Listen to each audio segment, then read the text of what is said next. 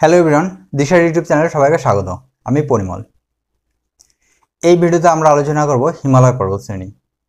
হিমালয় পর্বত শ্রেণীকে দুই ভাগে ভাগ করা হয়। এক নম্বর হলো প্রস্থ বরাবর হিমালয় পর্বত শ্রেণীর শ্রেণীবিভাগ, দু নম্বর হলো দৈর্ঘ্য বরাবর হিমালয় পর্বত শ্রেণীর শ্রেণীবিভাগ। এখন আমরা আলোচনা করব প্রস্থ বরাবর হিমালয় পর্বত শ্রেণীর শ্রেণীবিভাগ। প্রস্থ বরাবর হিমালয় পর্বত শ্রেণীকে তিনটি ভাগে ভাগ করা হয়। এক নম্বর হিমাদ্রি হিমালয় বা গ্রেটার হিমালয়, দু নম্বর হিমাচল হিমালয় বা লেজার হিমালয় বা মধ্য হিমালয়, তিন নম্বর শিবালিক হিমালয়। হিমাদ্রি হিমালয় বা গ্রেটার হিমালয় এটি হিমালয়ের পর্বত শ্রেণীর যে তিনটে ভাগ, হিমাদ্রি হিমালয়, মধ্য হিমালয় এবং শিবালিক হিমালয়, এই তিনটে ভাগের উত্তরতম ভাগ হলো হিমাদ্রি হিমালয়।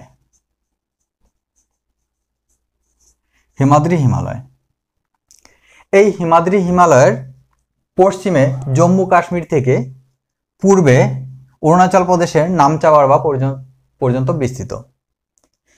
এই হিমাদ্রি হিমালয় বা গ্রেটার হিমালয়ে অনেক পর্বতশৃঙ্গ আছে। সেগুলো কি কি? সেগুলো হলো বান্দরপুচ, কেদারনাথ, বদ্রীনাথ, কামেত, ত্রিশূল, নন্দাদেবী, ধৌলগিরি, অন্নপূর্ণা, গৌরীশঙ্কর, মাউন্ট এভারেস্ট, মাকালু, কাঞ্চনজঙ্ঘা এবং নামচা বারবা এবং আরও অনেক পর্বত শ্রেণী আছে, তবে এগুলো গুরুত্বপূর্ণ। এর মধ্যে আবার এই মাউন্ট এভারেস্ট, মাকালু, কাঞ্চনজঙ্ঘা এবং নামচা বারবা এই চারটি পর্বত শ্রেণী খুবই গুরুত্বপূর্ণ। Mount Everest. মাউন্ট এভারেস্ট থেকে সরাসরি প্রশ্ন আসে, মাউন্ট এভারেস্ট হিমালয় পর্বত শ্রেণীর কোন ভাগে অবস্থিত? এটি হলো হিমাদ্রি হিমালয়ে অবস্থিত। Mount Everest. মাউন্ট এভারেস্ট এর উচ্চতা হলো ৮৮৪৮ মিটার, কোথাও কোথাও ৮৮৫০ মিটারও লেখা আছে। এই মাউন্ট এভারেস্ট বিভিন্ন জায়গায় বিভিন্ন নামে পরিচিত। যেমন সমগ্র বিশ্বে এই মাউন্ট এভারেস্ট নামে পরিচিত, কিন্তু নেপালে এটিকে বলা হয় সাগরমাথা। নেপালে এই মাউন্ট এভারেস্টকে যে সাগরমাথা বলা হয়, সেই সাগরমাথা নামকরণ করেন বাবুরাম আচার্য। এই মাউন্ট এভারেস্ট তিব্বতে কিন্তু অন্য নামে পরিচিত। কি নামে পরিচিত তিব্বতে? তিব্বতে পরিচিত চোমোলুংমা নামে পরিচিত। এই চোমোলুংমা শব্দের অর্থ কি? এর অর্থ হলো পর্বতের রানী বা ব্রহ্মাণ্ডের দেবী। মাউন্ট এভারেস্ট শুধুমাত্র নেপাল বা এশিয়া না, এটি সমগ্র বিশ্বের উচ্চতম পর্বতশৃঙ্গ। মাউন্ট এভারেস্ট প্রথম কে জয় করেন? মাউন্ট এভারেস্ট প্রথম জয় করেন এডমন্ড হিলারি এবং শেরপা তেনজিং নোরগে। এডমন্ড হিলারি ছিলেন নিউজিল্যান্ডের বাসিন্দা এবং শেরপা তেনজিং নোরগে তিনি ছিলেন নেপালি। এরা দুজনে যৌথভাবে মাউন্ট এভারেস্ট আরোহণ করেন। তবে দুজনের মধ্যে সর্বপ্রথম কে মাউন্ট এভারেস্টের চূড়ায় পা রেখেছিলেন এটি দুজনেই জানাতে অস্বীকার করেন। তাই এদের দুজনকেই যৌথভাবে মাউন্ট এভারেস্ট আরোহণের প্রথম তালিকায় স্থান দেওয়া হয়েছে। মাউন্ট এভারেস্ট জয় করা প্রথম মহিলাকে? মাউন্ট এভারেস্ট জয় করা প্রথম মহিলা হলেন জুনকো তাবেই। এই জুনকো তাবেই তিনি ছিলেন একজন জাপানি মহিলা এবং তিনি শুধুমাত্র মাউন্ট এভারেস্ট না, সমগ্র বিশ্বের যে 7টি মহাদেশ আছে সেই মহাদেশের প্রত্যেকটি মহাদেশের উচ্চতম পর্বতশৃঙ্গে তিনি আরোহণ করেছিলেন। মাউন্ট এভারেস্ট আরোহণকারী প্রথম ভারতীয় মহিলাকে? প্রথম ভারতীয় মহিলা হলেন বাচেন্দ্রী পাল, অর্থাৎ বাচেন্দ্রী পাল প্রথম ভারতীয় মহিলা যিনি মাউন্ট এভারেস্ট আরোহণ করেন।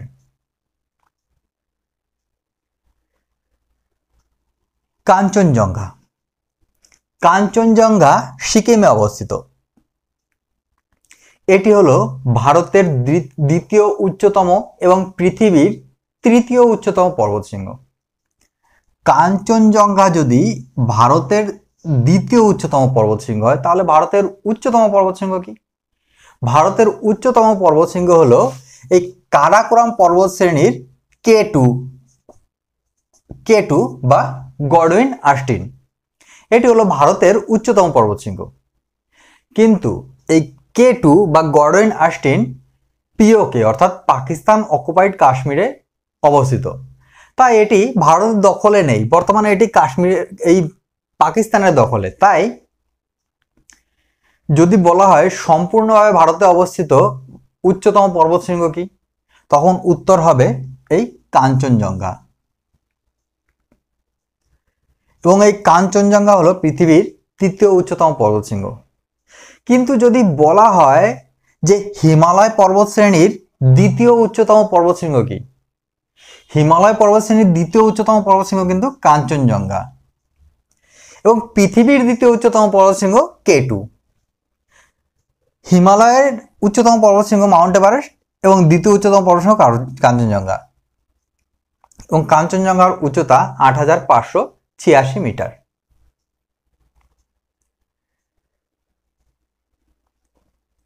এই হিমাদ্রি হিমালয় বা গ্রেটার হিমালয় এর উচ্চতা ৬০০০ মিটারের বেশি। অতিরিক্ত উচ্চতা হওয়ার কারণে এই পর্বত শ্রেণীগুলোতে বরফ জমে থাকে এবং এখানে অনেক গ্লেশিয়ার দেখা দেয়।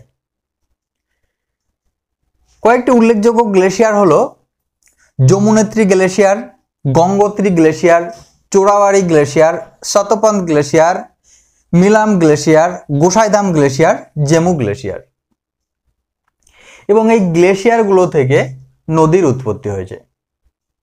যেমন যমুনোত্রী হিমবাহ থেকে যমুনা নদীর উৎপত্তি হয়েছে, গঙ্গোত্রী হিমবাহ থেকে গঙ্গা নদীর উৎপত্তি হয়েছে, চোরাবাড়ি হিমবাহ থেকে মন্দাকিনী নদীর উৎপত্তি হয়েছে, শতপথ গ্লেশিয়ার থেকে অলকনন্দা নদীর উৎপত্তি হয়েছে,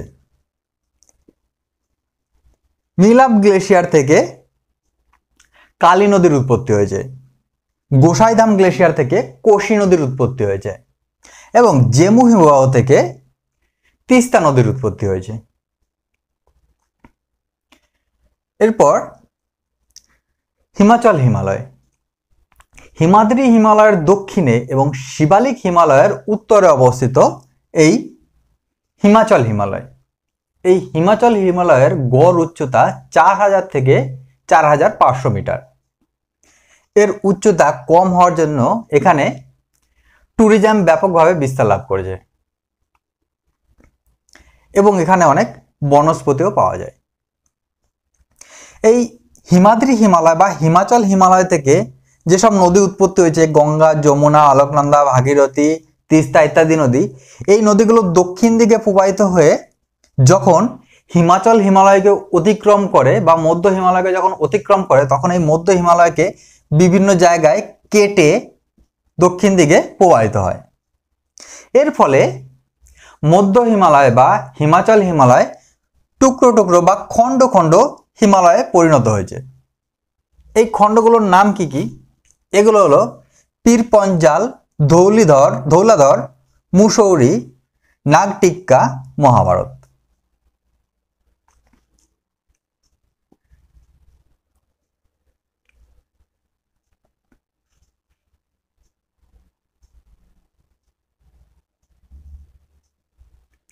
এরপর শিবালিক হিমালয়। শিবালিক হিমালয় হলো মধ্য হিমালয় বা হিমাচল হিমালয়ের দক্ষিণে। এটির উচ্চতা ১০০০ থেকে ১২০০ মিটার। এই শিবালিক হিমালয় বিভিন্ন স্থানে বিভিন্ন নামে পরিচিত। যেমন জম্মু কাশ্মীরে এই শিবালিক হিমালয় জম্বু পাহাড় নামে পরিচিত, নেপালে এই শিবালিক হিমালয় চুরিয়া মুরিয়া পাহাড় নামে পরিচিত এবং অরুণাচল প্রদেশে এই শিবালিক হিমালয় ডাফলা, মিরি, আবোর নামে পরিচিত। আমাদের আজকের ভিডিওটা কেমন লাগলো কমেন্ট করে জানাও। যদি ভালো লাগে তবে চ্যানেলটিকে সাবস্ক্রাইব করো, ভিডিওটিকে লাইক, কমেন্ট এবং শেয়ার করো। Thank you.